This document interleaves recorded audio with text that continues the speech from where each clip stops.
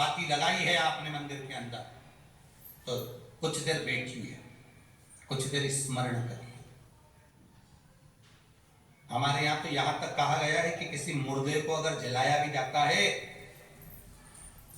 तो कपाल क्रिया तक रुकना पड़ता है कि थोड़ा रुकिए, कोई पीछे से आकर कुछ करना है। दीप जलाएं, थोड़ी देर रुकिए। और दीप का भी नियम है हमारा, दीप का भी नियम, दिए में जो फूल बत्ती लगती है, गोल बत्ती लगती है, गोल वाली, ये बत्ती हमेशा कोई विष्णु भगवान की पूजन कर रहे हो, शिव जी की पूजन कर रहे हो, कोई अन्य देवता का अगर आप स्मरण कर रहे हो तो गोल बत्ती लगाई जाती है। भगवान के मंदिर में पूजन कर रहे हो तो गोल बत्ती लगाओ।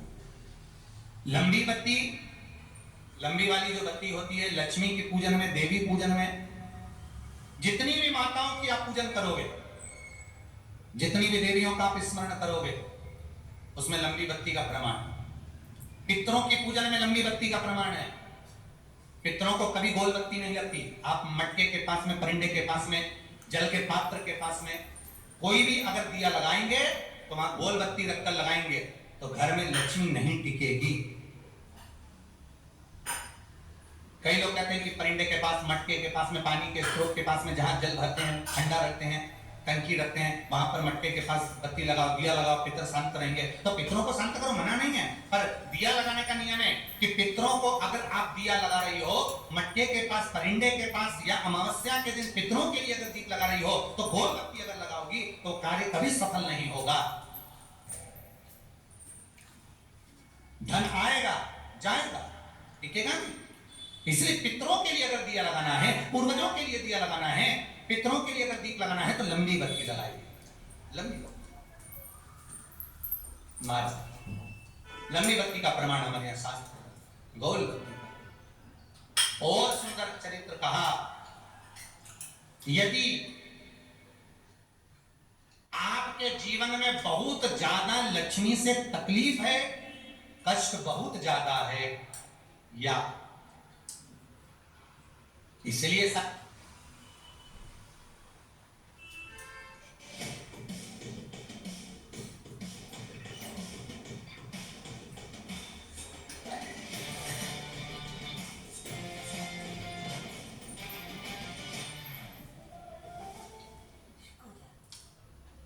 कहा जाता है कि भगवान को सर्वश्रेष्ठ कौन सा चंदन अच्छा लगता है। आपको पहले की कथा में कहा, आगरा की कथा अगर किसने सुनी होगी तो उसमें वर्णन किया, भगवान को सर्वश्रेष्ठ चंदन कौन सा, भगवान को सर्वश्रेष्ठ चंदन कौन सा प्रिय है, वो कौन सा चंदन है जो भगवान विष्णु को लगाएं, राम को लगाएं, कृष्ण को लगाएं, वो कौन सा चंदन है जो श्री हरि को लगाया जाए। तो जीते जी भगवान विष्णु एक बार गले लगाते हैं, उसको कहते हैं हरि चंदन। कौन सा चंदन है? हरि चंदन। हरि चंदन बाजार में नहीं मिलेगा, हरि चंदन आपको बनाना पड़ेगा। कैसे बनाना है? तुलसी जब सूख जाए उसकी जड़ को निकाल लिया जाए, वो जड़ को पानी में धो लिया जाए, धोने के बाद उसको सिलबट्टे पर, पत्थर पर घिसा जाए, और घिसकर उसमें थोड़ा सा कुंकू, रोली डालकर तैयार कर जो भगवान विष्णु के मस्तक पर, कृष्ण राम के मस्तक पर लगा देते हैं, और उसकी एक बिंदी अपने हृदय पे लगा लेते हैं। जीते जी भगवान एक बार उसको गले लगाते ही हैं। हरि चंदन प्रियता। जैसे शिव महापुराण में रुद्र चंदन का भाव है,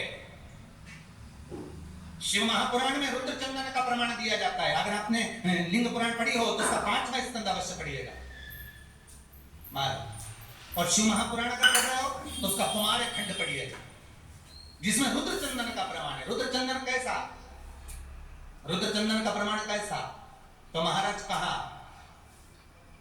चंदन घिसकर, पीला चंदन घिसकर उस चंदन को 3 मुखी रुद्राक्ष पर लपेट लिया जाता है। 3 मुखी रुद्राक्ष पर उस चंदन को लपेटा जाता है। लपेटोगे उसके बाद उसको ऐसा गोल करोगे तो एकदम चिकना हो जाए, एकदम चिकना, ठीक है, एकदम चिकना। और उस चंदन को आप शिवरात्रि के दिन, और कोई से भी महीने की शिवरात्रि, किसी भी महीने की हो, सब फलदायी होती है। अगर आप पंचांग में देखेंगे तो शिवरात्रि लिखी हुई आती है, हर महीने शिवरात्रि पड़ती है। किसी भी महीने की शिवरात्रि पर रुद्र चंदन अर्थात जो चंदन का आपने 3 मुखी रुद्राक्ष में लेपन करा है, उसका गोला बनाया है, वो चंदन अच्छा मोटा मोटा कर लेना, अच्छा बढ़िया, ऐसा नहीं थोड़ा बहुत ही लगाओ, पूरा रुद्राक्ष दिखना नहीं चाहिए, पूरा लपेट कर उसको शंकर के शिवलिंग पर ले जाकर रख दीजिए और फिर धीरे धीरे शंकर भगवान का जल अभिषेक करना प्रारंभ कर दीजिए। वो चंदन पूरा धीरे धीरे शंकर के शिवलिंग पर डलना चाहिए। शंकर के मूल मंत्र श्री शिवाय नमस्तुभ्यं का जाप करें। यह कहलाता है रुद्र चंदन। इस चंदन के अभिषेक से महाराज जो काम नहीं होता आप कर कर उस कार्य को प्राप्त कर सकते, सिद्ध कर सकते। रुद्र चंदन, हरि चंदन, रुद्र चंदन, ये वो चंदन है जो जीवन का सुख प्रदान करने वाला, अर्तत्व दे। मंगल है, राहु है, केतु है, दशा बेकार चल रही है, लक्ष्मी नहीं आ रही, कष्ट बहुत है, फैक्ट्रियां नहीं चल रही, कहीं मत जाओ, मेरे शिव की शरण में जाकर एक बार शिव महापुराण को पूरी सुनो। शास्त्र के हटकर कुछ नहीं बोलेंगे, जो शास्त्र सम्मत है, स्कंद पुराण में, विष्णु पुराण में, नर्मदा पुराण में, लिंग पुराण में, शिव महापुराण में, भविष्य पुराण में जितनी जितनी बातें लिखी होती है उसको छाट छाट कर लेकर आते हैं, आपको बता देते हैं कि आप ये कर लो, उससे फायदा मिल जाएगा। कोई ज्योतिषी नहीं, कोई कुछ नहीं, बस केवल भजन करो, शंकर का अनुमोदन करो और विश्वास रखो शंकर पर, तो किसी को 1 रुपया देने की जरूरत नहीं पड़ेगी। भजन करो, विश्वास शंकर पर रखना, जन्म मरण और परण वो देगा, सुख वो देगा, समृद्धि वो देगा।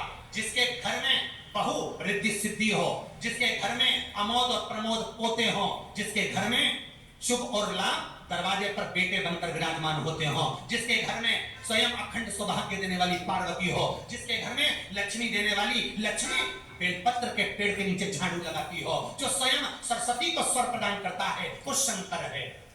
जब सब कुछ उसके पास में है, कुबेर का खजाना वो चोर को दे देता है, जब सर्वस्वता उसके पास है, तो आप इधर उधर बोलते क्यों हो?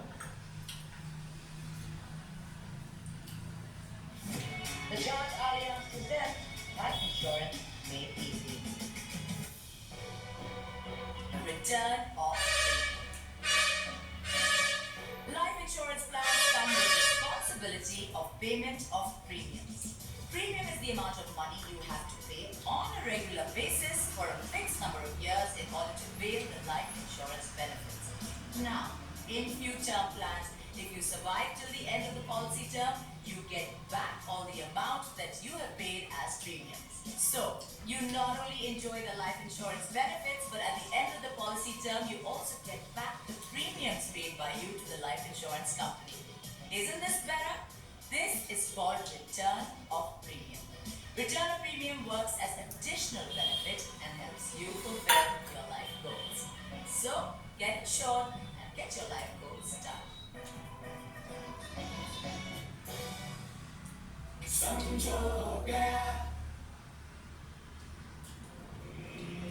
When you ride the traveler, you go beyond the same roads, same turns, same signs, same rhymes, same ups, same downs, same places, faces, sounds, silence. Ride the Apollo Traveler, built for ultimate adventures. Go beyond sameness.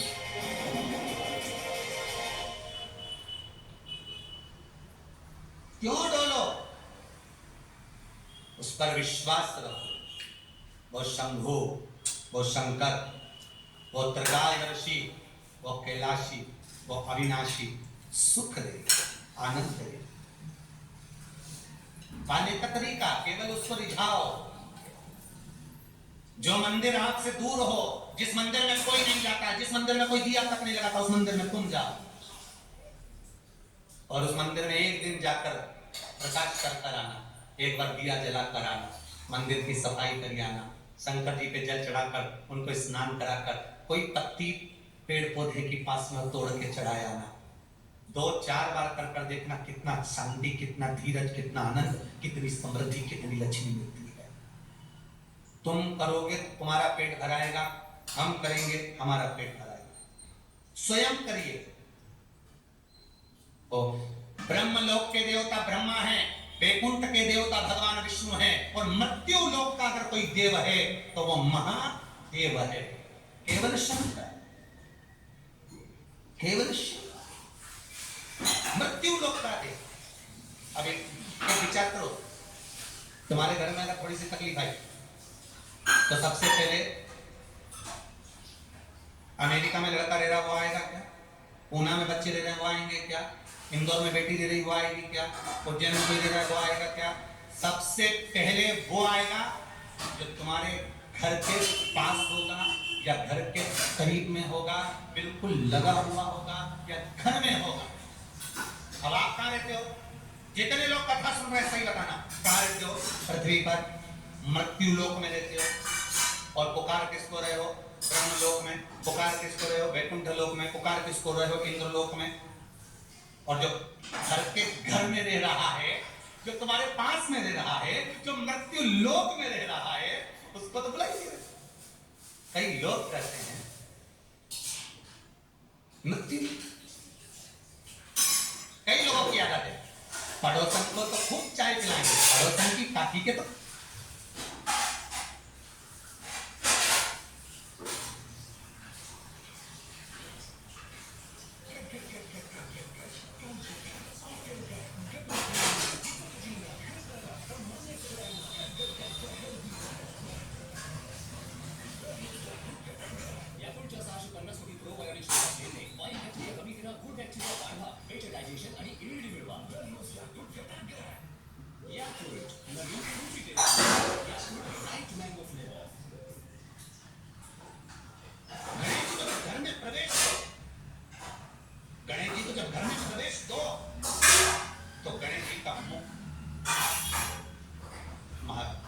और जब गणेश जी का विसर्जन भी करो तो गणेश जी का मुख आप पीठ नहीं। कई कई लोगों के घरों में गणेश जी की बहुत सारी फोटो हो जाती है, बहुत ध्यान दीजिएगा। कई कई लोग गिफ्ट में गणेश जी दे देते हैं। शास्त्र कहता है जिसने अपने जीवन काल में, आपको पहले भी कथा में कहा था, एक आंवले का वृक्ष, एक गणेश जी की मूर्ति,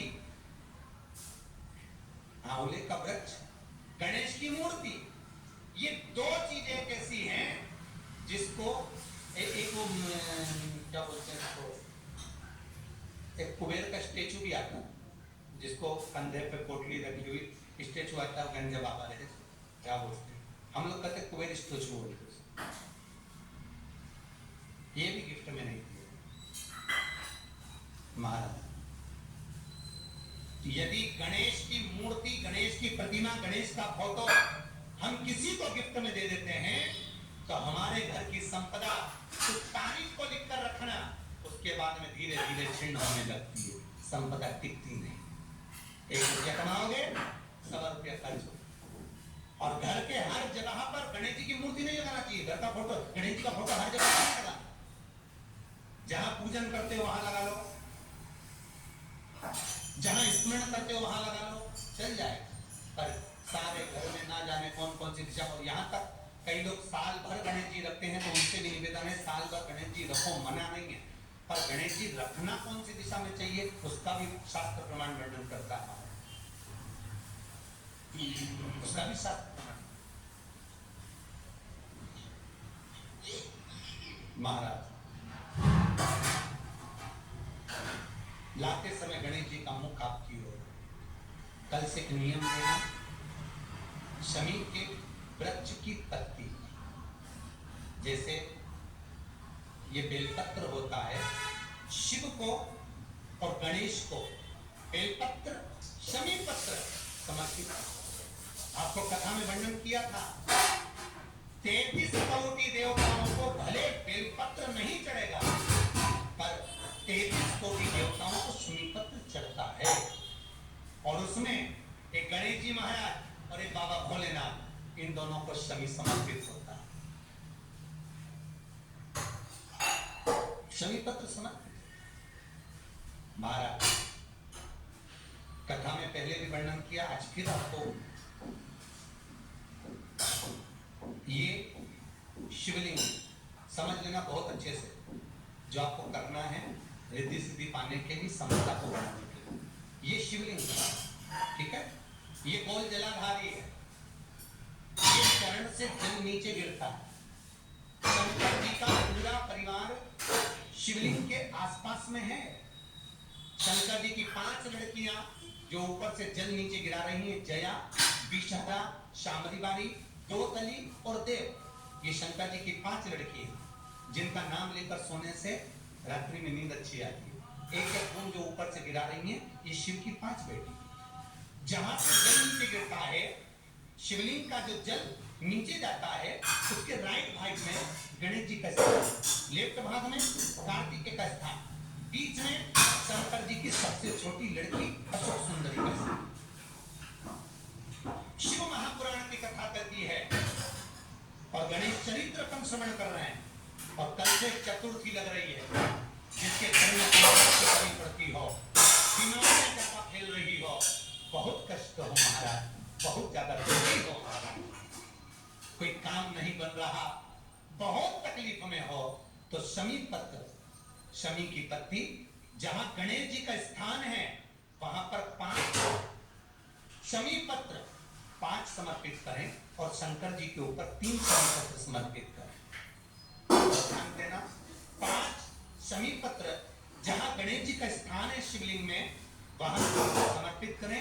3 शमी पत्र शिवलिंग के ऊपर समर्पित करें। एक शमी पत्र शंकर जी की चौखट पर लेफ्ट भाग में, जाते समय आप जब मंदिर से निकलो तो उल्टे हाथ पर लेफ्ट भाग में शंकर जी पर समर्पित करें। एक शमी पत्र। और महाराज टीका किया, जहां लेफ्ट भाग में आपने शमी पत्र रखा है, मंदिर का दिया लगाकर बाहर की ओर जहां शमी पत्र रखा है, उसके ठीक साइड में एक घी का दिया लगा दीजिए। केवल गणेश चतुर्थी से लेकर अनंत चतुर्दशी तक गणेश पुराण कहती है, भगवान गणेश जी का मोर ध्वज का, मयूर ध्वज गणेश का नाम लेकर जो ये दीप शमी चला देता है, उसके घर से कभी रिद्धि सिद्धि नहीं जाती, देखो प्रतिष्ठा नहीं जाती। कर कर देखना अगले साल तक आपका व्यापार कितना चलता।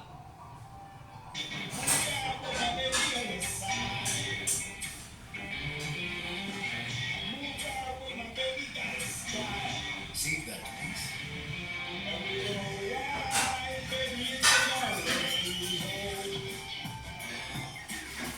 Extreme 160 R40, the fastest 160cc.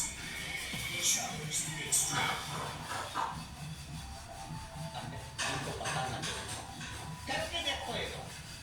Ganesh पुराण का, शिव महापुराण का ये प्रसंग करिए, जीवन में होता है। चतुर्थी से लेकर अनंत चतुर्दशी तक गणेश जी का मूल स्थान। आपको गणेश जी की मूर्ति विकलन का नहीं बोल रहे, क्यों नहीं बोल रहे? क्योंकि गणेश जी की आप प्रतिष्ठा करोगे तो वो टेम्परेरी है, 10 दिन के लिए कर दिया, फिर वापस विसर्जन कर दिया। पर जहां शंकर मंदिर में बैठ गए, शिवलिंग स्थापित हो गया, ना जाने कितने समय से शंकर की आराधना हो रही है, वहां गणेश जी सदा विराजमान सदा। और देखो ये 10 दिन में अगर आपने शमी पत्र बिल्कुल मन से समर्पित करा है ना, तो मेरा विश्वास करता है शिव महापुराण, मेरे बाबा विश्वनाथ की कृपा कहती है, मेरा मन कहता है 10 दिन के अंदर आप शमी चढ़ाएंगे ना, तो कुछ ना कुछ अच्छी खबर जरूर मिलेगी, ये पक्का है। पर हमें बताना जरूर, व्हाट्सएप पर हो, मैसेज जरूर करना कि क्या फायदा हुआ आपको 10 दिन के, बोलना जरूर, कर देखिए। शिव स्मरण, भगवान गणेश। तीसरा क्रम, गणेश जी की मूर्ति जब लेकर आओ तो गले में जनेऊ के रूप में या कमर पर सर्प जरूर होना चाहिए। गणेश जी की मूर्ति में जनेऊ के रूप में सांप हो या कमर पर बंधा हुआ सांप हो,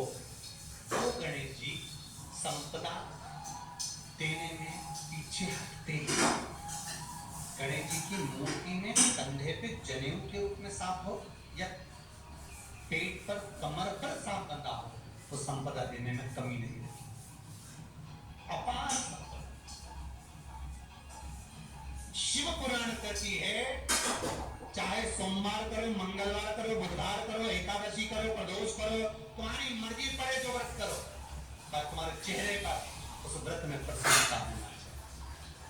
अगर चेहरे पर प्रसन्नता नहीं है भगवान उसको स्वीकार नहीं करता। काली का तीज है, का चतुर्थी है, पंचमी है, आप जो भी व्रत करो आपके चेहरे पर एक प्रसन्नता का भाव होना चाहिए कि मैं आनंद से भगवान को रिझाने के लिए ये व्रत कर रहे, भगवान को पाने के लिए होना चाहिए। अगर गणेश जी महाराज आपके घर में आ रहे हैं, भगवान कृष्ण आपके घर में आ रहे हैं, भगवान राम आपके घर में आ रहे हैं, सदगुरु आपके दरवाजे पर पधार रहे हैं, भगवान गणेश जी महाराज आपके यहाँ प्रवेश कर रहे हैं, तो दरवाजे के दोनों कोने पर, दोनों दीवार के साइड में दो प्रतीक बनना चाहिए। एक हल्दी का, एक कुंकू और प्रतीक बनाकर जब गणेश जी प्रवेश करें आपके घर के अंदर तब क्रोध भी के दिए और जलना चाहिए। रिद्धि सिद्धि के तब प्रवेश मेरे गणेश जी महाराज सीधा चरण अंदर तक प्रवेश करिए और गणेश जी की स्थापना करिए। और इस दो बिंदी जहाँ गणेश जी बैठे साइड में कोई दीवार हो तो एक हल्दी एक कुंकू की बिंदी जरूर लगाएं। क्यों? जब आखिरी दिन हम अनंत चतुर्दशी के दिन गणेश जी को जब विदा करें तो ये रिद्धि और ये सिद्धि, ये कुंकू या हल्दी की बिंदी नहीं, ये रिद्धि और सिद्धि है। बहुएं मेरे जाए, भले बेटा काम तक चले जाए। क्या होता है रिद्धि सिद्धि हम साथ में गणेश जी के विसर्जन कर देते हैं। अगर बिंदी नहीं लगाते तो रिद्धि सिद्धि गणेश जी के साथ चली जाती। अगर दो बिंदी हमने दीवार पर लगा दी तो वो रिद्धि सिद्धि घर में ले जाती है, गणेश जी जरूर विसर्जन उसको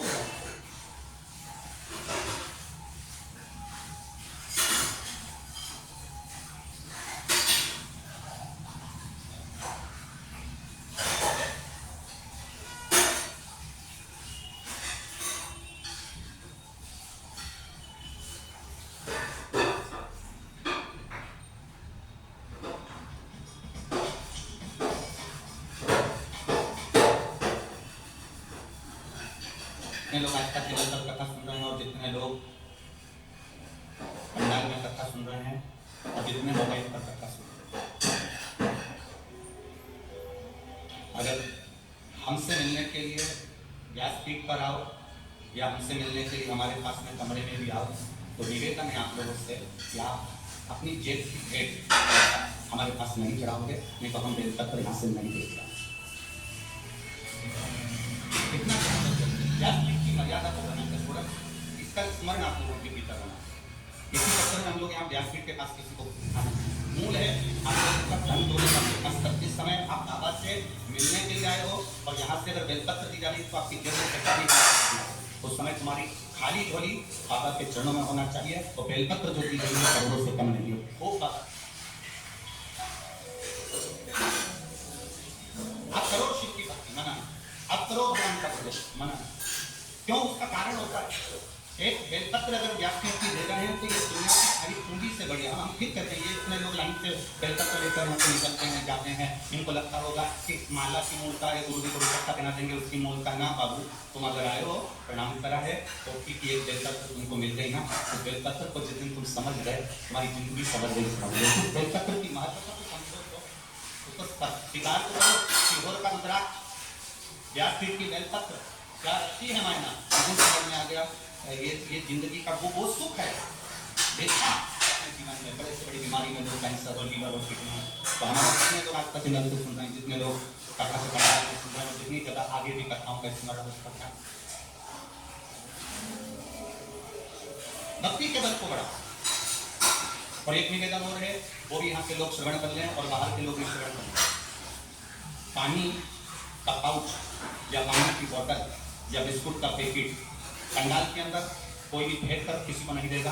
लोगों की आंखें चश्मे टूट जाते हैं, उनके चेहरे पर लग जाते हैं, इसलिए सावधानी रखें। अगर आप बांट रहे हैं हाथ में दीजिए, किसी के चेहरे पर कई माताओं के चश्मे टूट रहे, किसी की आंख में लग जाती है, आप तो देख देते हो कि देखा कि ना देखा उसको लग गई। प्रयास करो, इसलिए हम कथा में कहते हैं अपने घर से चलो तो कितनी पानी की बोतल, जम के बोलो जरा, 2 पानी की बोतल लेकर,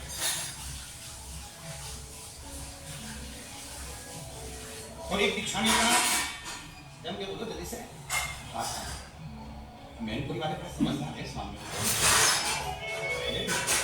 आया सत्संग किया, कथा करी, आनंद लिया, आरती करी, भजन किया, कीर्तन किया, शिव तत्व को जाना, शिव का स्मरण, शिव कथा करें। सब्जी में मसाले होंगे और नमक नहीं होगा तो सब्जी का कोई महत्व नहीं है।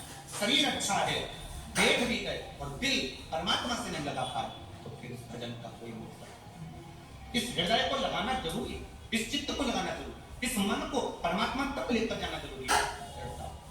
और एक भीतर का जो भरोसा है, भीतर की जो दृढ़ता है, भीतर का जो एक आनंद है, वो परमात्मा से मिलाने का कार्य है।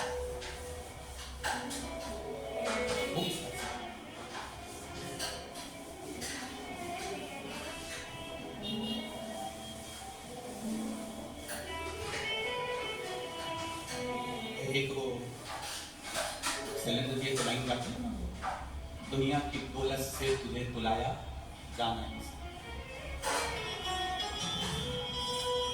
केवल उसको गाना नहीं है, वैसे गुनगुनाना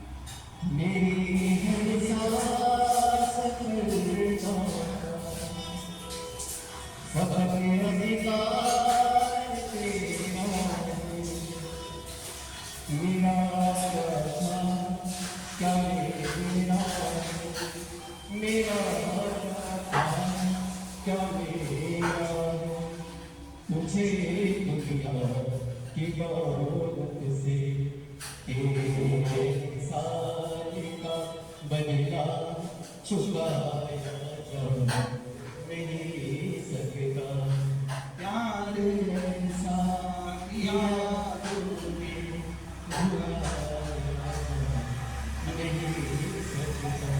जब शिव कृपा करते, जब शंकर उदार का करते, जब शिव करुणा करते, दुनिया की सारी दौलत एक तरफ कर दो और शंकर की करुणा एक तरफ।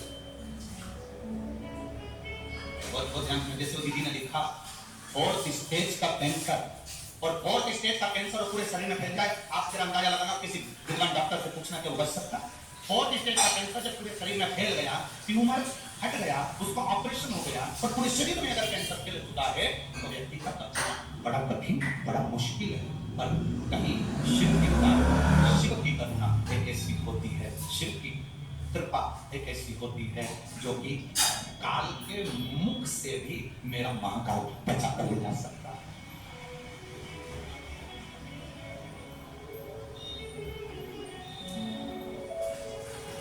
काल के मुख से भी बचाकर महाकाल ले जा सकता है। अकाल मृत्यु को मरे जो काम करे चंडाल का, काल उसका क्या बिगाड़े जो भक्त हो अकाल का। जो शिव का उपासक है, जो शंकर का उपासक है, जो शिव की दृढ़ता को जानता है, जो शंकर की उदारता को जानता है, वो शिव तत्व को जानने वाला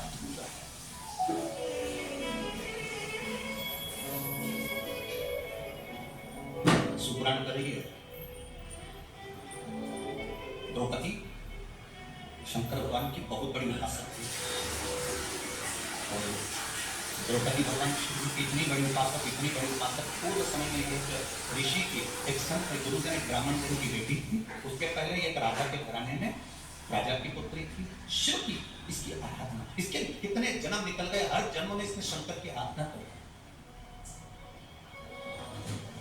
प्रत्येक जन्म में इसने शंकर की आराधना करी। अब जब ब्राह्मण ऋषि की बेटी बनी तब इसने शंकर जी से वर मांगा, 14 गुणों से बलवान पति को मांगा था, 14 गुण वाला पति। तो शंकर जी ने कहा इतने गुण तो किसी में नहीं हो सकते, तो उसने कहा फिर 5 गुण का पति दे दो, जो वीर हो, धैर्यवान हो, विद्वान हो, और युद्ध में प्रबल, धनुर्विद्या में प्रबल, और दिखने में भी सुंदर, वैसे 5 गुण वाले उसने पति मांगे। तो शिव जी ने कह दिया कि तुम्हें देता हूं। आखिरी जो द्रौपदी ने मांगा वो किसी एक अकेली द्रौपदी के लिए नहीं था।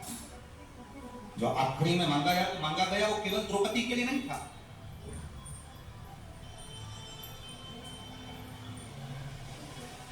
जो आखिरी में मांगा वो द्रौपदी ने खुद के लिए नहीं मांगा। द्रौपदी ने क्या मांगा?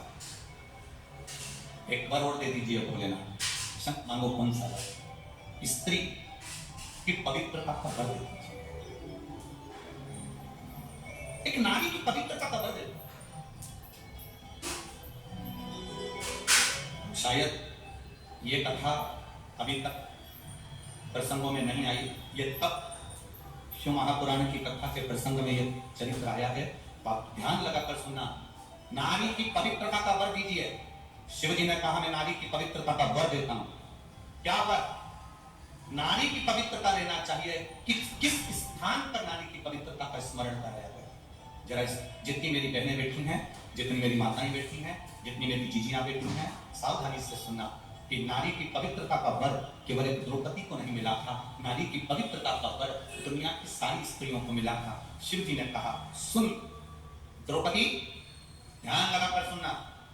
पहला नारी की पवित्रता का वर देता हूं। जब एक माँ अपने छोटे से बच्चे को दूध पिलाती है, स्तनपान कराती है, उसकी सेवा करती है। छोटा सा बच्चा जब गोदी में गंदगी कर देता है, छोटा सा बच्चा जब गोदी में कपड़ों पर भी गंदगी कर दे, उसकी गोदी में उसने गंदगी कर दी, तो शिव महापुराण की कथा कहती है भगवान देवादिदेव महादेव कहते हैं वो नारी उस समय पर भी अपवित्र नहीं होगी, तो भी वो पवित्र नहीं मानी। आप में से कितनी माताएं बैठी हैं जिनकी बहू का बच्चा छोटा सा है और बहू के बच्चे ने बहू की गोद में गंदगी कर दी, तो बहू बार बार नहाने जाती हो? कोई जम के बोलो नहीं। क्यों? सास कह देती है अरे क्यों बेटा, बच्चा छोटा है ना, छोटे बच्चे की गंदगी नहीं लगती, छोटे बच्चे की अपवित्रता नहीं लगती। छोटा सा बच्चा गोदी में है, गंदगी कर दिया, छोटा सा बच्चा गोदी में है, गंदगी करा, और माँ भगवान की भक्ति में लगी है, माँ भगवान के भजन में लगी है, माँ कोई अच्छे कार्य में लगी है, उसके बाद भी माँ को अपवित्रता नहीं होती है। दूसरा, बहुत ध्यान से सुनना, जितने आस्था चैनल पर मेरी बहनें सुन रही हो, जितने फेसबुक के ऊपर सुन रहे हैं और जितने इस पंडाल में सुन रही हैं, बहुत ध्यान लगाकर सुनना। दूसरे नंबर पर मेरे महादेव कहते हैं पति की तबीयत खराब है, पति का स्वास्थ्य खराब है, पति का शरीर में कोई रोग हो गया और तुम स्नान करने के बाद पति की देखरेख कर रही हो और तुमने भगवान का दिया तक नहीं लगाया, भगवान का मंदिर में प्रणाम भी नहीं करा, पति की देखरेख में लग गई, पति का शरीर बेकार हो रहा है और उसको वो मलमूत्र भी कर रहा है और तू उसकी सेवा में लगी है, और सेवा में लगने के बाद भी अगर तू मेरे आराधना कर रही है तो भी तू अपवित्र नहीं होगी, पति की सेवा करने वाली पवित्र ही मानी जाएगी। कोई तुमसे कह दे तेरा पति बीमार पड़ा है और तूने अभी गंदगी साफ करी है, तेरा पति बीमार पड़ा है, तूने अभी हॉस्पिटल से आई है और तू दिया लगाने लगी, अभी तू तेरा पति बीमार पड़ा तू अभी भगवान का भजन करने लगी। शंकर कहते हैं मैंने 3 जगह पर स्त्री को पवित्र कर दिया, 3 जगह पर। पहला, जम के बोलो मेरी माता, तब जब गोदी में बच्चा रहता है, छोटा रहता है, आप उसकी देखरेख कर रहे हो, गंदगी कर रहा है, साफ सफाई कर रहे हो, उसके बाद भी आप पवित्र नहीं हो, पति की सेवा कर रही हो, पति को परमेश्वर मानकर पूछ रही हो, पति को सेवा कर रही हो, उसको दवाई दे रही हो, उसको गोली दे रही हो, उसका शरीर नहीं काम कर रहा है, इसके बाद भी वो गंदगी भी कर रहा है तो तुम साफ कर रही हो, तब तुम अपवित्र नहीं हो, तुम पवित्र भी कर रहे हो। तुम्हारे भीतर एक पवित्रता का भाव आएगा। और तीसरे नंबर पर घर में सास ससुर, घर में बुजुर्ग, घर में कोई बूढ़ा व्यक्ति बीमार है, तकलीफ में है, कष्ट में है, गंदगी भी कर रहा है और घर की बहू, घर के लोग उसको संभाल रहे हैं, उसकी सेवा में लगे हैं, तो शिव कहते हैं वो अपवित्र नहीं कहलाएगी, पवित्र ही कहलाएगी। उसने अपवित्र